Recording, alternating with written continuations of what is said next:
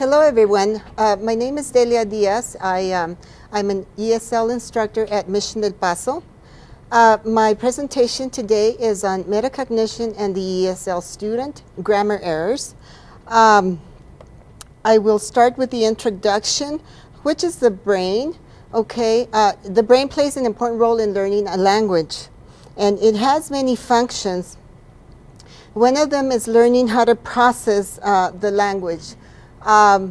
Many of our ESL students, when they first start learning the language, they do not have any idea or concept of the language. So what they normally do is they try and translate from their native language to the English language, and that doesn't work too well because there's different rules in both languages. So they need to learn how to process the information through learning English and setting their brain to.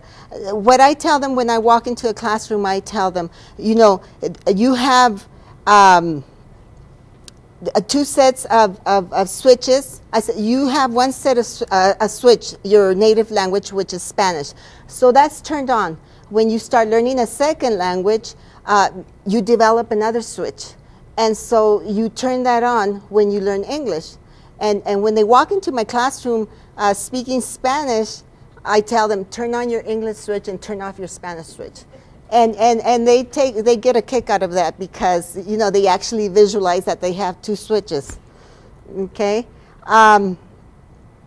Metacognition is the key to higher awareness. And what I mean by higher awareness is that children start out with two dimensions, even so English learners, because they do not have the concept of English. So the two dimensions are thought and action, theory and practice, versus the third dimension, which is analogy, analyzing, inferring, and evaluating. And this boils down to critical thinking skills. The ESL students do have critical thinking skills in their native language, but they need to develop them in the English language. So my target here is to help them to develop those critical thinking skills. So what I did is I used 3 ESL High Beginner Grammar 1 classes. Okay, I tested them through every chapter, and at the end of the semester I gave them a final. One of the classes had 15 students, and they met twice a week for 80 minutes. The second class had 24 students, and they met 3 times a week for 50 minutes. And the third class had 19 students. It started out with 27, but some of them dropped, so it came down to 19 students, 2 times a week for 80 minutes. So then the methods I used were, what I used was, in class, instead of just lecturing them and teaching them all the rules of English, I would give them handouts. And with those handouts, I would put them in groups because I used the collaborative method. And so they would sit in groups, not more than 5 students at a time. And I would kind of give them an introduction to that particular lesson.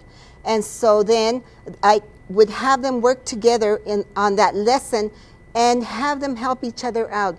If one student did not understand, there was another student who would help them out. And that's how and also I did this so they could practice their English. Because I tell them, you come into class, you do not use your Spanish at all. I said, because you're here to learn English, so you have to start thinking in English.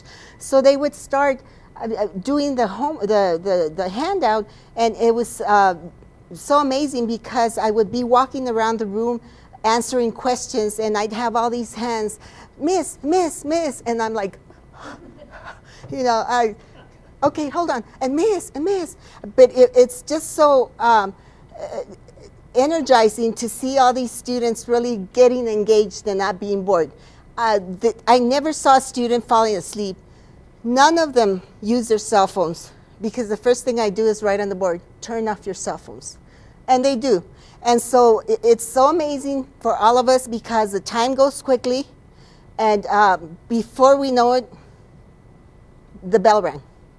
The other method I used was engagement, learning engaged and engaged method, which means that the students and myself interact with each other. I would give them homework to do, and instead of me grading their homework and then writing the comments on the homework, we grade it in class. We go over the homework, and whatever mistakes they made, they would ask me about it. So we go, and sometimes what I do is I would have students, or still do, have students go to the board and they write out the sentences the way they think it's correct. And then when they write out the sentences, you see other students going, trying to correct them. So this engages them in the learning process, and so they're so so involved that you can actually see the learning. You can probably see smoke out of their heads, right, coming out, and they get all excited, and then they understand. Once I point out, this is how this is. This works this way, and this works this way because of the fact that, your sentences are always subject, verb, object, and, you can't switch them around because that's the way the English language works, and you cannot use the Spanish to translate because that will get you in trouble most of the time. In some cases, it will work, literally you can translate, but in most cases you can't. And then I'll have some students contesting me like, no teacher, that's okay, why?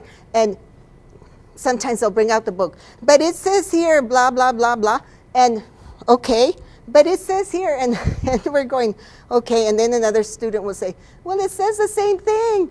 Oh, okay. So see, I've got all this engaging going on, and all the students learning, and some students helping other students, and that's how I work my classroom so they won't be boring.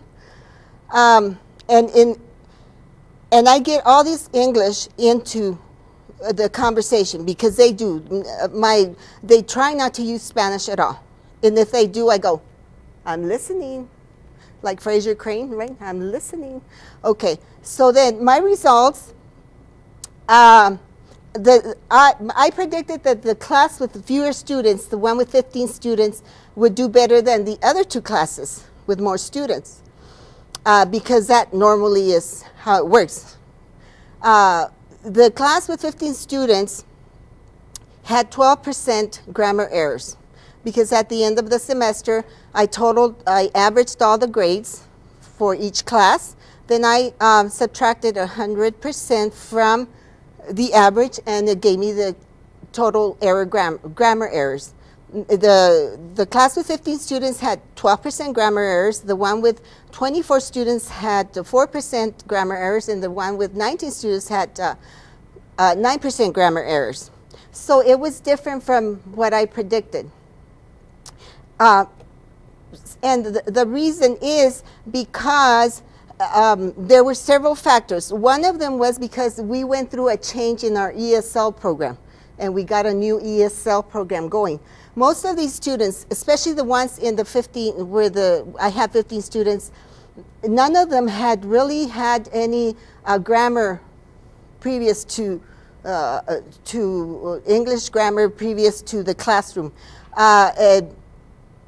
Most of them could not understand the language too well. They did not have enough vocabulary to be able to ask questions. And of course, they shied away from asking questions because of that fact. So it made it difficult for them to ask questions. So, and all the students in all my classes they didn't have good study habits. So that's one thing I instilled, and I repeated and instilled and told them, and I still do. I told them, I keep telling them, you need to study. Study smart, not hard.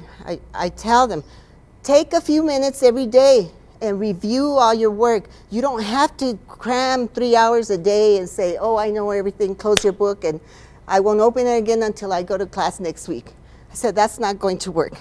And I always tell them, practice your English as much as possible.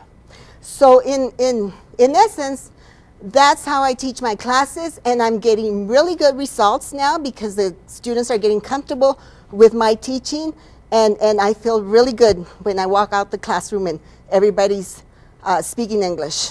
So thank you very much.